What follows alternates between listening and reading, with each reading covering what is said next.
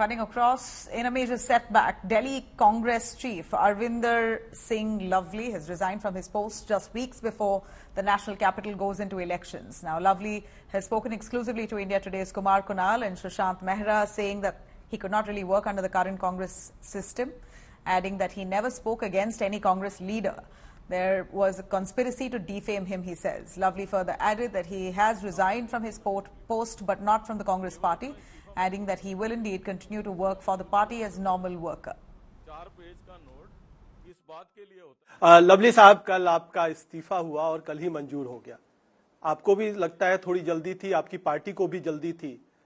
आपने भी उतनी ही जल्दी में इस्तीफा दिया, उतनी ही जल्दी में जो लौटती डाक से आपकी इस्तीफे की मंजूरी भी आ गई। क्या ये आप लोग हमेशा कांग्रेस पे इल्जाम लगाते हैं कि फैसले जल्दी नहीं करती।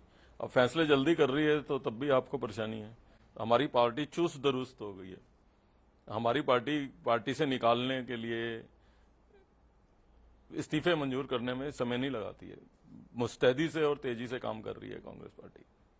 तो ये जो मुस्तैदी है वो कहीं ना कहीं सवाल आप पे उठाया जा रहा है कि इतनी मुस्तैदी क्या थी जब आप अध्यक्ष बनाए गए और अध्यक्ष पद आपके पास था, तो ठीक चुनाव से पहले, अब एक महीना भी नहीं है वोटिंग में, उससे ठीक पहले आपको इस्तीफा देना पड़ा। ऐसी क्या मजबूरी आ गई थी अरविंदर सिंह लवली के सामने कि अचानक सुबह सुबह उठ करके 4 पेज की चिट्ठी लिखकर भेज दी? नहीं, ऐसा नहीं है कि अचानक लिख दी हो। एक आध दिन से मैं मन विचलित था मेरा, और मुझे तकलीफ इस बात की है कि मैंने पद से इस्तीफा दिया है।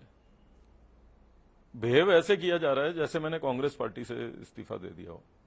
अब पद पे रहूंगा या नहीं रहूंगा, जब मुझे लग रहा है कि मैं जस्टिस नहीं कर पा रहा हूं उस पद पे, मैं अपने कार्यकर्ताओं को प्रोटेक्शन नहीं दे पा रहा हूं, जिन कार्यकर्ताओं को मैंने 5 महीने पहले हाथ जोड़ जोड़ के बाहर निकाला था, वो आज मेरे से जब प्रश्न पूछते हैं मैं उसका जवाब नहीं दे पा रहा हूं, तो मैंने कोई पार्टी के किसी लीडर के ऊपर आक्षेप थोड़ा किया है। मैंने पार्टी के किसी नीति के खिलाफ थोड़ा बात की है। मैंने तो ये कहा है कि मैं इस सिस्टम में नहीं कर पा रहा काम, आप किसी और को अध्यक्ष बना लो। अध्यक्ष जो है वो खुद ही सहमत ना हो अगर पार्टी की रूपरेखा से, मैं कैसे जस्टिफाई करूं इसको? वर्कर्स की पीड़ा को मैं नहीं सहन कर पा रहा, कोई और कर पाएगा? मैं तो अध्यक्ष से ऊपर कुछ नहीं बन सकता था। मैंने ओपन किया है कि मैं उम्मीदवार नहीं था, तो मुझे अध्यक्ष से ऊपर मैं क्या बन सकता था? तो मैंने अपने लिए तो नहीं, कोई नहीं मुझे रोक रहा था कि मैं चुपचाप बैठ के अपना अध्यक्ष के रूप में काम करता रहता। अब तो बात भी मेरे पे नहीं आती अगर कैंडिडेट हारते तो, क्योंकि सबको पता था कि दिल्ली प्रदेश कांग्रेस कमेटी का कोई रोल नहीं है, तो कोई जिम्मेवारी भी नहीं थी मेरी। तो मैं तो कार्यकर्ताओं के लिए, अपने लिए तो रिजाइन नहीं किया मैंने, मेरे पास तो सब कुछ था। तो इसलिए ये अजीबोगरीब स्थिति बन रही है। और मैंने एक खत लिखा अध्यक्ष जी को, मैंने तो नहीं किसी को दिया वो खत। ये भी देखने की स्थिति है कि वो खत आया कहां से।